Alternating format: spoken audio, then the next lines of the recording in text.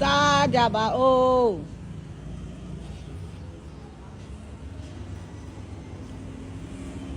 အော်ရဒီတော့ပတ်မလာကြောချောက်ချက်မြို့တိတောင်းဒါဆရာမကြီးစားတဲ့ထမင်းစားကြပါဦး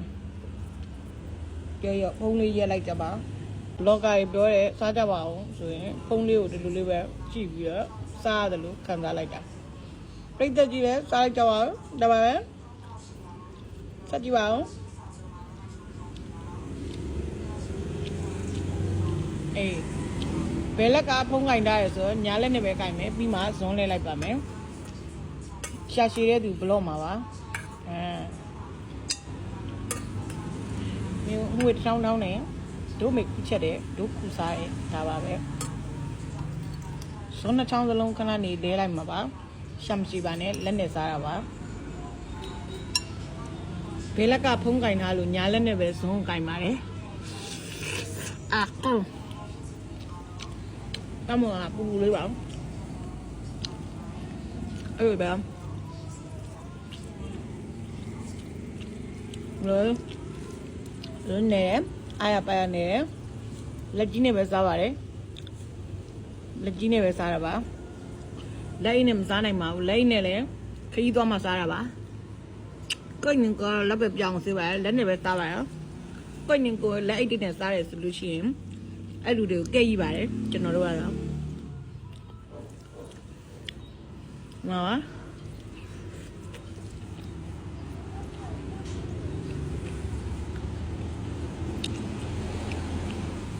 ငယ်ကနေလက်ကြီးနဲ့စားပြီးခုကျမှလက်အိနဲ့စားရအောင်ကျမတို့ကဘာသားနဲ့ထုတ်ထားလို့လဲ၆ချက်ပါငယ်လုံးကြောက်ကိုမေးချက်ပေးထားပါဒီငယ်လုံးကြောက်ပါနော်အဲ့တော့အလိုပြည့်လဲဆွဲလေးနဲ့လူမျိုးပါဇက်ထဲကိုအလုံးလိုက်လေးပြည့်သွင်းလိုက်ပါနော်အမုံလာပါဘယ်ဘလုံးကပြည့်သွင်းလာပါဒါအခုမေပေးထားပကံပုံးရည်ဒီပါတောက်ထားတာပါစောင်းပါပါဒါကိုဘောထားထားရဲ့တမလာကြောပါဒါငါချပါဒါမြို့တိတောင်းပါမြို့တော်မြို့တိတောင်းမထည့်သေးပါဘူးအမငါထားလိုက်ပါဘူးထားကြပါဦး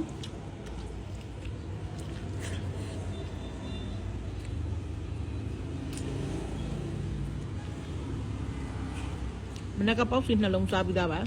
စားခြင်းကိုထပ်စားတာပါမင်းရလုံးကြောက်ပါစားမှာပါအနည်းလေးနှစ်ချက်လောက်ကြာတနက်